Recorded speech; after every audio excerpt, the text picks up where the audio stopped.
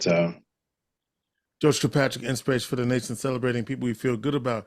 We know Reg Seigler from the Soft Spoken Band, but he's also the president of JAMS. And I just learned what that meant. Joined artists, musicians, and singers. Yay! And every year, in addition to doing some work at the state fair, Reg puts together local artists, and not only local artists, but national artists as well, as part of a showcase at the fair. So, Reg, what's going on? What's the date of that? And what can we learn? well, the date is August 31st. It's at Chevy Court of the New York State Fair. This is the 11th year. We missed one due to COVID. You know, everybody missed something due to COVID. Yeah. But and we brought quite a few acts in past years, national acts. This year we're bringing in 3, right? And they are TMF. TMF stands for The Music Forever. And they are formerly the band that we all know as Maze, featuring Frankie Beverly. As we know, Frankie Beverly just recently retired in July, and this band has continued on.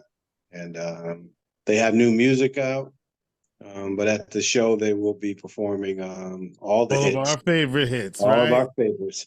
And your new favorites, because their new CD is really, really nice, right?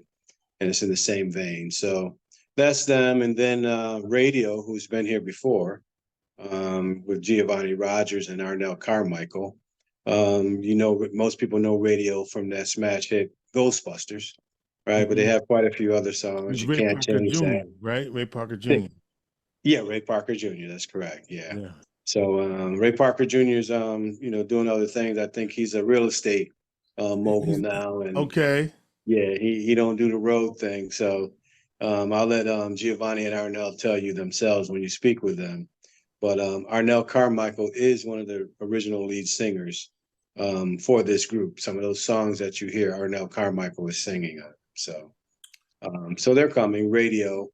And then the third is C.P. Lacey. C.P. Lacey is known as the Executioner on Showtime at the Apollo.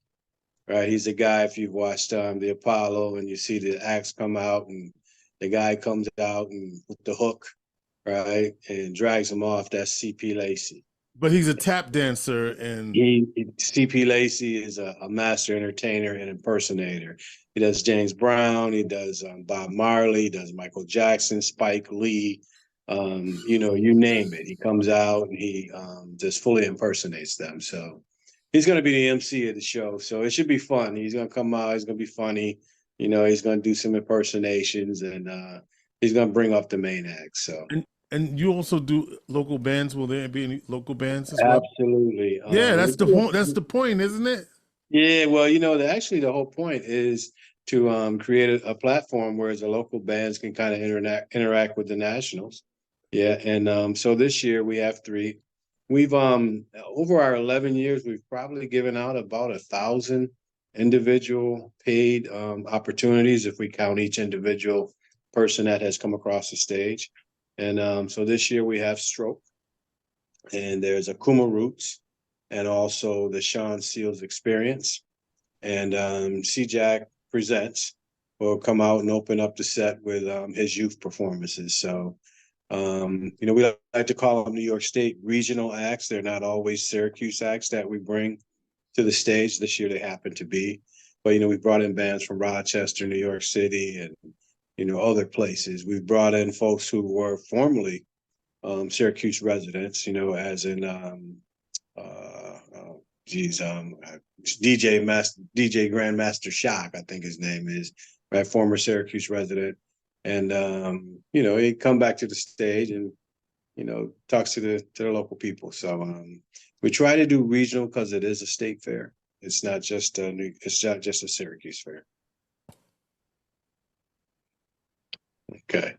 So as I was just saying, you know, we do a New York State thing. That's pretty much what our mandate is, or what our mission is. And you were saying that you have over 1,000 individual opportunities. Now, Yeah.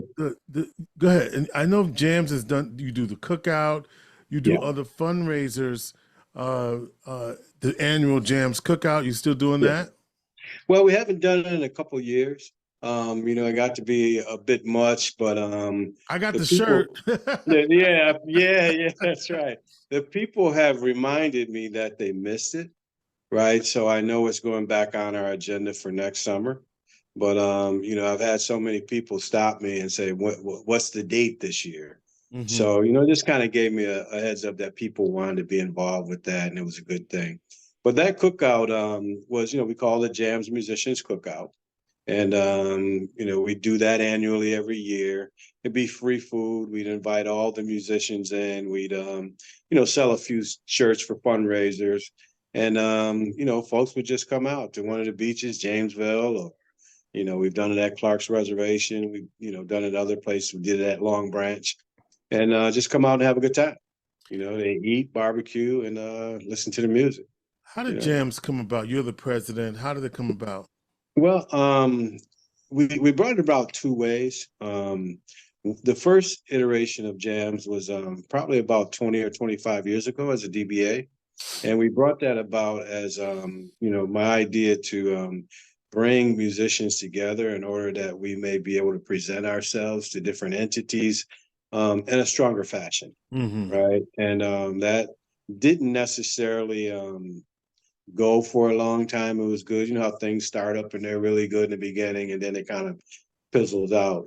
So then we brought it back again because my wife, Donna Alford, thought that it would be a good idea to do this musician's cookout, right? So we got together, we created the cookout, but we didn't create Jams as a 501c3, but Hmm. we did call it a Jams Musicians Cookout.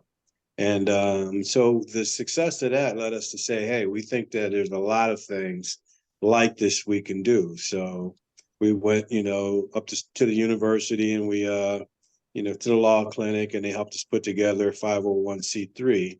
And we've been growing it ever since. And so, we started about 2015 as a 501c3.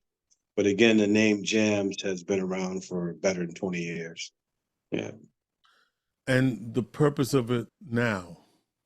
The purpose of it is to bring the artists from our community, particularly Black artists and other artists of color, to bring us to the forefront, to be exposed, for us to have paid opportunities, for us to be a part of the local arts economy, and for us to stand up and do it on our own 2 feet as best we can.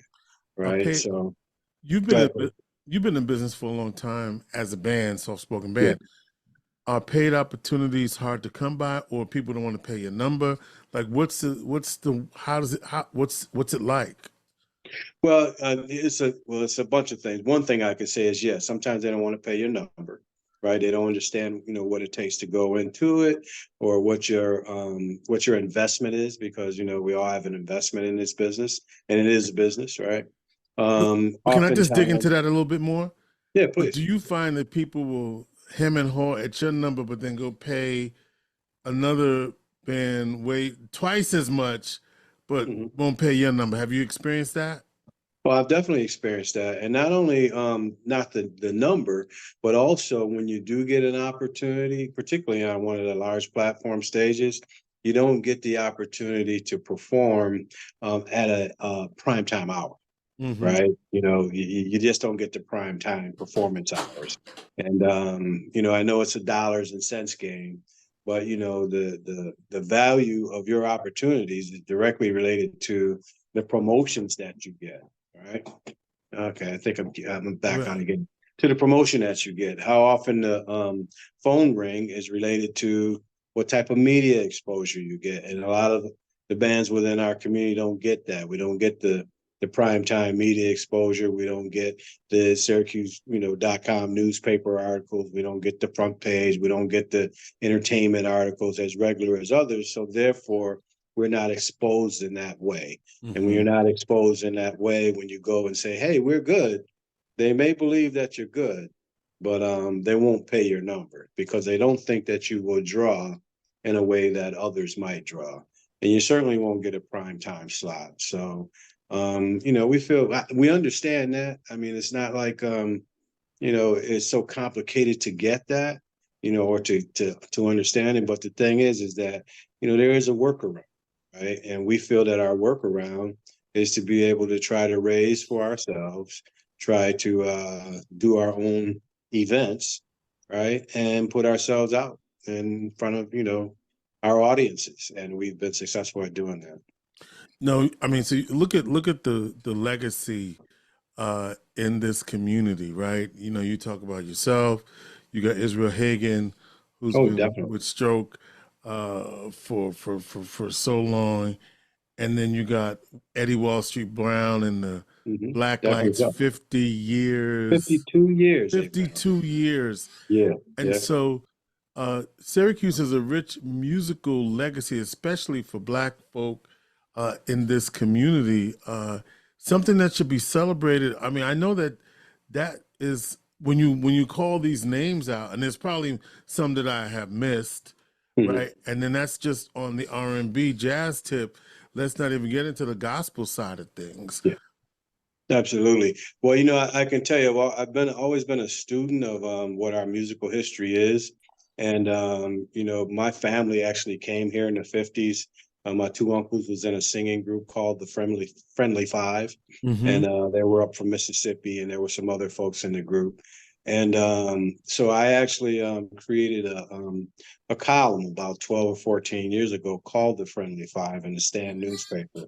And, on my own time and of my own volition, I have written a lot of the musical history of, some of the folks that came even before the Black Lights, right? My brother had a group called the Retreats. I remember the Retreats. They probably have 55, 58 years. Yeah. The High Stepping Retreats. You remember that? That was my brother and his group, right?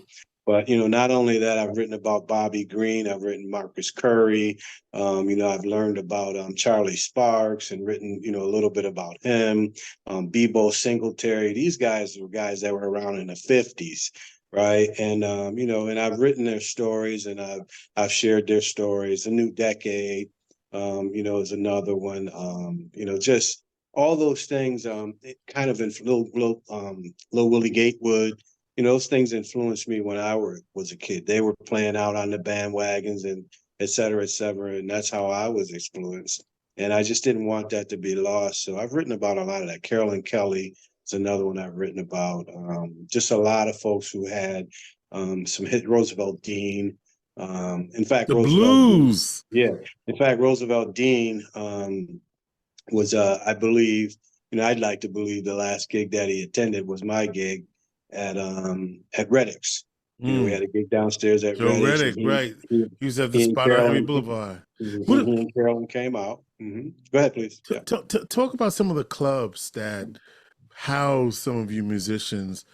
Well, we've had some places that have, taken chances on us, since the 90s, but I'll go back beyond that. But since the 90s, you have your Foxies, and you have Fredettes and Jerseys, and B&B was definitely a good one. I performed at the Cats, Charwalls. There was quite a few more. That just comes off the top of my head. The Manhattan was another one we used to play at. In the 90s when I had the band going, really good. And when I was really the band's not going now? No, actually, Don and I retired the band in 2019. Oh, 5 years ago. Yeah, we did. We had a big retirement party. I don't know how big it was, but we had a retirement party, invited out a bunch of musicians, and we played a few songs and had some food and thanked everybody. And that was that, huh? That was it. Yeah, it really just you get tired. I've always been a self-contained type person. So, I did the PA, what I mean? I booked the gigs, I played, I sang, what I mean? I mixed the band, you follow me? And so you get tired after a while. So, and then I wrote the articles, I just nonstop. So my wife, said, I'm tired. And she told me that she said she was tired, and she told me I was tired. I'm tired, but you're tired. Right. So, Reg, you play keyboard. Well, actually, I did play keyboard for a little while in a band called Le Bleu. and Uh-huh. that was at the Catch. And actually, C.P. Lacey, who we're bringing, Mm-hmm. is the brother of Leroy and Jimmy Lacey, Mm-hmm. who I played in Le Blue with, and that must have been 92 or so, Mm-hmm. right? And Jimmy Lacey now plays with Trump Tight, right? Trump And tight. Leroy, Okay. right? Yeah, he's a bass player. His son plays the drums. You know, music is kind of a family thing, right? So yeah, so I played the keyboard with them. But really the way that came about, I'm a bass player is what I Bass am. I've player. been playing the Okay. bass for 52 years, right? Mm-hmm. Or more. But the way that keyboard thing came about is I owned one, and Leroy and Jimmy Lacey came by my house one day and said, "We need a keyboard player, and we see you playing it every now and then." I said, "I don't know how to play that," and they said, "Well, you play good enough for us," and they gave me an opportunity, you know what I mean, and that helped open a lot of doors for me too. So and so bringing their brother C.P. Lacey is really just kind of a return of that favor, man. Reggie Seigler, president of JAMS, joined artists, musicians, and singers August 31st at the Great New York State Fair. Which court is it? That going to be at the This is at Chevy Court. Chevy Chevy Court? Court is a court when you first walk Yeah, into the Chevy gate. Court. And is it, what time is it going to be? 2 o'clock? Well, the whole show starts at 12. It starts 12 at o'clock. noon and runs until close. Till So it's one right close. after the other. Okay. But the main artists come on more towards the evening, as you would I imagine. might imagine. Yeah. Mm-hmm. So you, Yeah. so you've got your own. I mean, like you said, you're talking about all the other folks, but you've got your own musical history in the Q's. What about today? What's the musical scene like for musicians today and venues and things of that nature? Can you Well, make it here in the Q's? I'll tell you what. For the longest time, before I figured out that I needed health care and a pension, um, I was an independent musician, and we did pretty well. We didn't always get our numbers, right? Right. But the way we did well was that once upon a time, you could work 4 or 5 nights a week at one location. Ah, So we used to do Frankie's out in Liverpool. We used to do Foxy's 4 nights a week. We used to do the Ramada Inn out in Utica. That was a 7-nighter. We go up to Lake Placid and we do 14 nights up there. Going on to Ocean City, Maryland, that would be 14 nights. You know what I mean? So that's how we did it. There was more daytime venue for us to participate in. So at one time we'd do like 150 dates a year, which is, hmm a lot of work. But as you get older, you get more tired, people know you, the numbers change, and it what do you fades mean the away. numbers change of what you can get, or The number just? of people who may want to come out and see you on a regular basis. Oh, Right. okay. You always, when you're independent like that, my job was always looking for a job, right? Looking for a new place to play, looking for new faces to entertain. So, that gets a little old, it wears. So after a while, I thought, it'd be real nice to have a pension and, some steady income. And the Lord blessed me with it. I should tell you, you may remember Jeremiah Moss. I'm sure you do, Absolutely. right? Jeremiah Moss, actually, I work at the Syracuse Housing Authority, and the work that I do at the Syracuse Housing Authority, I'm digressing a little, but I'll come back, is very similar to what I do with JAMS. I work with contractors, minority contractors, and I'm compliance. I believe you have a little bit in that in your Yep, history yep. with the In my city. little So bag you of know tricks. exactly what I'm talking about. Yeah. And my job is to kind of bring them to larger opportunities, right? And so I do that in my day gig, but also in my private life with jams and my music.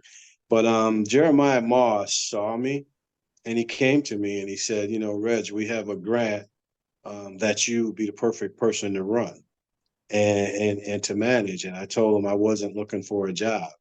So I consulted with the housing authority for 4 years before finally something clicked in and said, Reg, you need to get a real job. You've been here for 4 years. And so I went to him and I said, is that job still available? And he said, yeah, when do you want to start? I said, tomorrow. He says, okay, well, it sounds pretty good to me. So, people have their stories about people, but, I thought highly of Jeremiah because he had a lot of faith in me and confidence in me. And, he set me up to be there now, you know what I mean, be So getting a you're pension. still at housing authority, Yeah, I got about and 2 more years to and go. You know what I mean? you're working on your pension, right? Yeah, however small it might be, I I did work at Carrier when I was a young man for about 10 years. Right. So I'm about to be 65 next month, and I'm actually in the process now of filling out the pension papers. They want to send me some money every month. So, it ain't gonna be much, but at least I'll be able to have a cell phone. Hey, I you'll get a hamburger every now and then, get a right? hamburger every now and then, right? Yeah, that's about all I'm gonna get. But so there's a little history there. 65-year-old man, I've been around, done a few things, but my passion really is helping others, right? Yeah. And helping others in the way that I know how. And the way that I know how is through booking gigs, through doing sound, through organizing, stage managing, that type of thing. That's where I've lived my life. So, I like doing that, and I just like helping the other guys do. I think it keeps the music alive. It does. At the time of our conversation, we're just concluding the Northeast Wine and Jazz Festival, which was different this year, right? Because it had Mhm. the indoor venues instead of the outdoor. They did it at the Landmark Mhm. Theater, right? Yeah. Or recently they did that, and so uh, we see a lot of music, with Jazz Fest back downtown, and Yeah. um, you see, I mean, of course, Juneteenth, with the Mhm. Juneteenth Music Festival. Yeah. We need a big R&B festival, don't you think? Well, we do. We call ours the Funk Fest because that's my happens to be my music.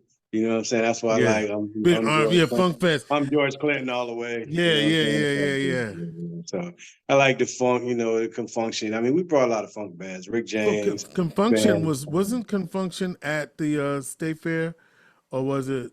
No, they've never been there. We They haven't brought never. them. We tried to bring them actually last year, but we couldn't get them because Okay. they were booked. Yeah, but we brought a lot of Midnight Star was I think. Yeah, once they're done, I forget. I think Midnight Star was last year. We had Brick and Dad. No, Brick and Daz was last year. Midnight Star was the year before that. Stone City Band, Mary Jane Girls, Mm-hmm. Lakeside, Zap. We brought Zap They were here. good. They Yeah, we came back brought for them here. Juneteenth, And they didn't they? came back for Juneteenth. I tried to get them back again for us this year, but Juneteenth got to them earlier, so it didn't make sense to bring Oh, them they back didn't want to. twice. Yeah, yeah. Do the Right. Yeah. Well, two. it didn't make sense to have them at Juneteenth, and then because we're trying to bring music to our demographic, Right. right? And What so, what do you see as your demographic? well, I see it as for the most part, folks look in the mirror and they see themselves, and that's their demographic. So, I would know you talking to who you subtract who. 15 or 20 years, right? But All my right. my Well, demographic is okay. How about anybody this, from Reggie? How about 45 this? to You 75, you R&B, black. listen. I That's the got you, demographic. Reg. Yeah. Let me help you out here, brother. Uh, You talking about music for the grown and sexy? Is that what we yeah, talking you about? got it. Yeah. And one thing I could say about our events too, I did showcase Sundays for about 20 years or so. Yeah. When it first started, that was Walter Dixie's brainchild, to my Hmm. understanding. But he came to me first. So he and I, Jeff Houston, my friend Jeff Oh, Houston, late Jeff Jeff Houston, rest Houston, in peace. yeah, and Frank Malfitano, we did a press conference right there in Tippin End's parking lot and said we wanted to start this thing. And we started it, and it continues now to this day. I don't manage that, but we support it. You know what I mean? And so what we've been trying to do, JAMS, is for about the last 4 or 5 park directors ever since the Bay of Muhammad. So think back how far that is. That's But far back. we've That's been far. we've That's been yeah we've been working on building a permanent stage. So the money for that stage has finally been allocated, right? And they're supposed to break ground on it either this fall oh, or in in the Jubilee spring Park, the at permanent Jubilee city. Park for a permanent stage, Yeah. because we feel that if we have a venue, right, a venue that we can call our own, that we can go there and perform at, it's only going to help to keep things moving too. So we're kind of proud of that. Jams has been behind that all the way. The musicians cookout. We participated in spring's cleanups. We brought we've held forums where we brought the granting agencies into a location. We bring all the local artists in and we say, okay, explain to us how we can get grants. And, a few of the grants artists who may have never gotten a grant before have been able to write and get small grants for their projects. So we can see some of the progress for some of the things that we've done. It's a grind. I don't know that anyone would do it voluntarily as we do, with the amount of hours and time we put in. But again, like I say, for me, it's a passion. And JAMS was a brainchild of my own. I originally wanted to call it Jury of Artists, Musicians, and Singers. And I was talking to Jeff Houston, my good friend, right? Because he was the guy who run everything by. And he said, well, that sounds kind of judgy. Have you thought about the word joined? And I said, that's it. So, so we came up with joined artists, musicians, and singers. So, I guess you could say it was both our brainchild, if that could be such a thing. So that's what it was. You got Michael Houston and Sam Wynn out here. You got so many good. I had Michael Houston and Sam do a tribute to Jeff 2 years ago on the same stage. Wow. Right. So, this, Chevy Court. Chevy Court is a large venue, Very large large. PA system. Earth, Wind, and Fire's been out there. Black Thought's been out there. Everybody's been there. Ray Charles has been there. Dionne Ward. Everybody's been there. All the big artists have been there. Look, to make it contemporize it for these young, Bruno Mars. Bruno Mars, you're right, absolutely. Bruno Mars was there, right? As was Justin Bieber, Ariana Grande, Ariana Grande. And I only know these things because my kids, I don't know these artists, so they were like, "We gotta go see Ariana. We gotta go see Bruno." I'm like, "Who are these people? I don't know these people." Right. And thanks for that, bringing that to the forefront, because you're right, that brings it more to people's attention. Okay, this is what they mean, but it's a big stage. They don't skimp on the sound. They don't skimp on the lights. It's the same format that you would go out there to see anyone else. So, and our artists, our regional artists and local artists get the opportunity to perform at venue. Belle Biv DeVoe. Belle Biv DeVoe. That's right. There's so many. On, the list goes on. It's the Roots. Yeah, it goes on. Ice Cube was out there. Man, do we need to keep going on? Charlie Wilson was there. We can go on and on and on. This is the same stage. Now, of course, a caliber of a Charlie Wilson, we'd aspire to something like that, but of course we don't raise that type of dollars and cents yet. Yeah. Right. Whereas we can go out and bring in a does the fair bring these artists in that you're trying to get, or do you have to bring them in? Well, actually, what happens is we have an agreement, right? We do get a fee for service, right? But we also raise money because the fee for service really doesn't cover the flights, the hotel room, the ground transport, the artist fees, et cetera, et cetera. The fair, I don't want to say that they don't do us a good solid. They really do, by providing back line for us and the sound system. Security, we don't have to pay for that. But and those are big expenses, right? But by the same token, the rest of it, where we get to get the locals and the regionals in, and they get paid a very fair price. Right, to get them in, we have to raise money for it, and that's what we do. You know what I mean? And again, like I say, we don't get paid for it. There was 5 of us in our group. We're going to expand after this year. We consider, we got 1,100 people in our feed, right? So we consider everyone a tacit member. If you've taken the time to be a part of our feed and post and be with us, then you're a member. But as far as our board, if you will, there was 5 of us. One of them passed away. Paul Lee, he was a very active member of the board. I don't know if you knew Paul Lee. He was a singer. Sang with Bobby Green for, oh my God, a number of years. But he passed away recently of a terrible disease. I just want to mention him. He had ALS. He just found out he had it, and then the next thing you know, he was gone. And earlier you mentioned our cookouts. Paul Lee was a really big driving force behind making them happen. You know, as I said, it was my wife's brainchild idea, but once he caught on to it, I mean, he rent a truck. He just, you know, he was a ball of energy until he wasn't, right? And then we had another gentleman, Benjamin Terry, younger guy who, you know, I guess I don't know if he didn't see the vision or he's young, he had more things to do, right? But there's two others I want to make sure I mention their names because it's not just me. There's also Hollis Mathis and Isaac Wynn, and they both sing with the group UAD. UAD. So, I was trying to think, what's the other group? UAD. Yeah. And you know, and they're big members of it. I mean, Larry keeps us going. Larry's the vice president.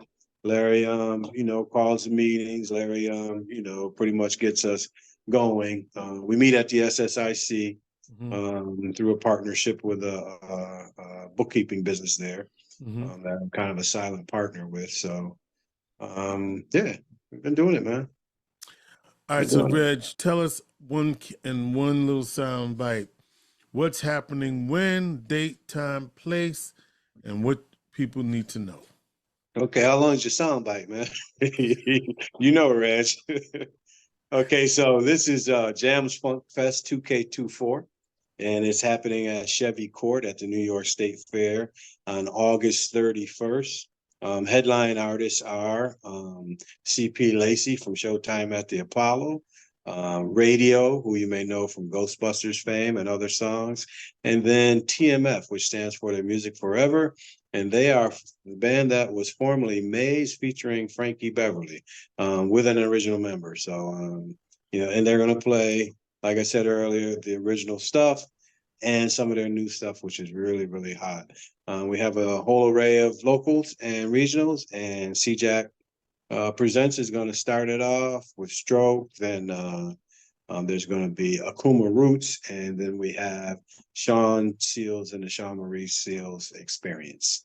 So that's JAMS Funk Fest for this year. And that'll be free with your New York State Fair Free admission. with paid admission to the New York State Fair. You like I put that, right? Always gotta say that. The great New York State Fair. It is a free concert. And in the past, you know, we have you know, gotten some tickets from the fair to give out to certain community groups. And, you know, potentially we'll have some this year. We probably won't have as many as we've had in the past. But, you know, some people just need that extra whatever they need to get there. So we just try to make sure that that's included too. And we thank the fair for that. You know, we thank our sponsors, CNY Arts, the Gifford Foundation, and also the New York State Fair and others in our money fundraising. JAMS Funk Fest 2K24. Yeah, did I do that right? You did it right. It's a mouthful. I didn't make the name up, but I made up the Funk Fest part. But that's going to be August 31st, starting at noon all day. Just camp out at Chevy Court and have a good time. Reggie Seigler, president of the Joined Artists, Musicians, and Singers JAMS here on Inspiration for the Nation. Thank you, Reg. Thank you so much, sir.